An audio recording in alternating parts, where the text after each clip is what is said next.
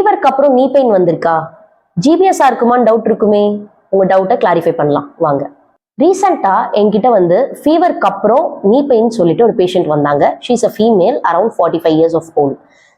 Check அவங்க போய் கேட்ட கொஸ்டின் வந்து ஒன்னே ஒன்று, இப்போ புதுசா ட்ரெண்டா இருக்கிறதுனாலயான்னு தெரியல, எனக்கு ஜிபிஎஸ்ஆ இருக்குமோன்னு ரொம்ப டவுட்டா இருக்கு அப்படின்னாங்க.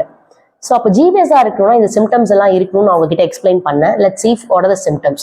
ஃபர்ஸ்ட் திங், ஆக்சுவலா என்னன்னா ஜிபிஎஸ்ல இருக்கிற அந்த பாக்டீரியா நர்வோட பெரிஃபரல் நர்வ்ஸோட இன்சுலேட்டிங் லேயர்ஸை அஃபெக்ட் பண்ணும். ஸோ அதோட இன்சுலேட்டிங் லேயர்ஸ் அஃபெக்ட் பண்ணிடுச்சுன்னா உங்களோட டிரான்ஸ்மிஷன் ரேட், அதாவது நர்வ் சிக்னல் பாஸ் ஆகுற ரேட் ரொம்ப ஸ்லோவா இருக்கும்.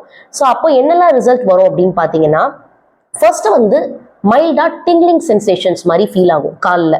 அப்புறம் மரத்து போறதா டெவலப் ஆகும், எஸ்பெஷலி ஃபுட். பெரிஃபரல் ஜாயின்ஸ் தான் நிறைய அஃபெக்ட் ஆகும் இதுல.